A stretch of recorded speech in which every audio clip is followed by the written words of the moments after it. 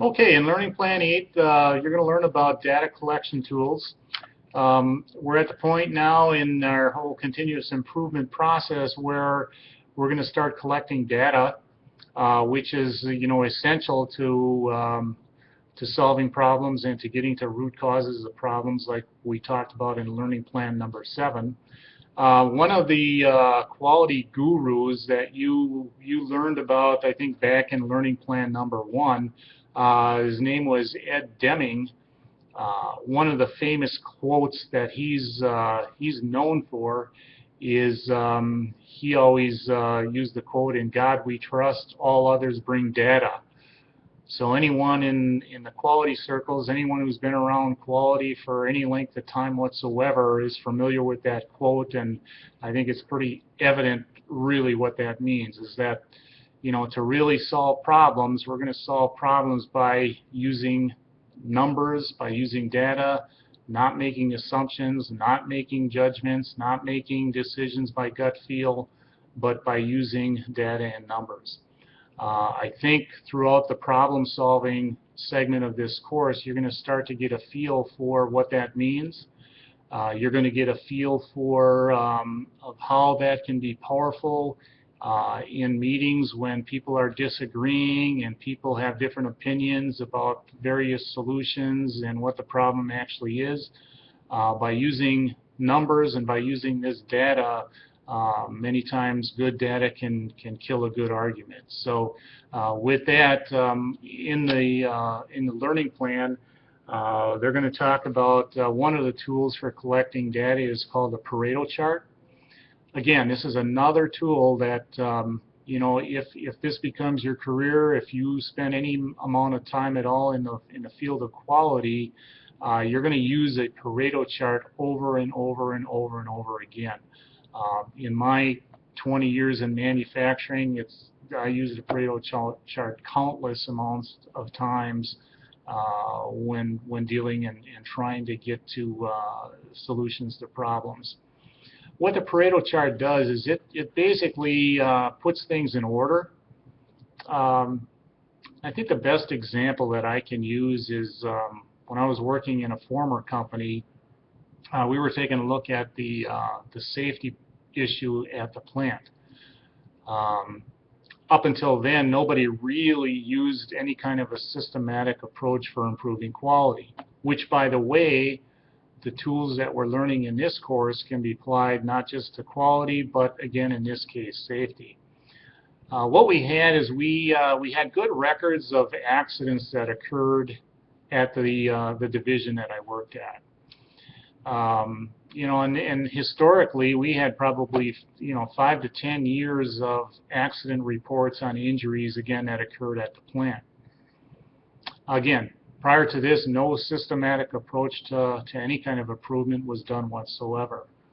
Well, so initially what I did is I took and I just started charting those injuries that we had. And one of the ways I charted it was through body part, or where did the injury occur. So we had everything from back injuries to neck injuries to head injuries to hand injuries to wrist injuries to elbow to knee to leg, so on down the line. Basically every part of the eye injuries. So pretty much every part of the body. And we did this with hundreds and hundreds of accident reports. So we had good, reliable data. And what showed up was the top #1 enemy for that particular division was hand injuries. If you looked at the chart, hand injuries was the major contributor to the injuries, and then it went down, as we got to the different body parts. But it was pretty obvious by a simple Pareto chart that if we don't address the hand injury problem, we're going to continue to have a safety record that's not at the level that we desired. So again, a very good tool to allow you to focus on the things that you really should be working on. And here's a good case where when you provide the data, when you have a room of 5 or 6 people on a team and they look at that data and they see that far and above hand injuries is the biggest contributor to the safety issue. It's kind of a no-brainer of what to work on. So we addressed the hand injury issue immediately. And because of that, we were able to virtually eliminate, well, not eliminate, but drastically reduce the number of hand injuries that we had. So you can imagine when you correct and you make that kind of improvement on your number one problem, your total picture or your total safety incident went down dramatically. And that's really what a Pareto chart is all about. And they can be used, I mean, over and over again for many, many different applications. With the Pareto chart, you're going to hear another concept or another kind of a fundamental guideline that people in quality talk about and understand is the 80-20 rule. Some of you are familiar with what the 80-20 rule is. But what the 80-20 rule says, and research has proven this out time and time and time again, that 20% of your problems, for example, hand injuries, a small number of the total problems, is 80% of your problem. So again, that's the Pareto chart, a very valuable tool, just like the cause and effect diagram, and one of the fundamental basic tools of continuous improvement. In this unit, you're going to be required to create a Pareto chart.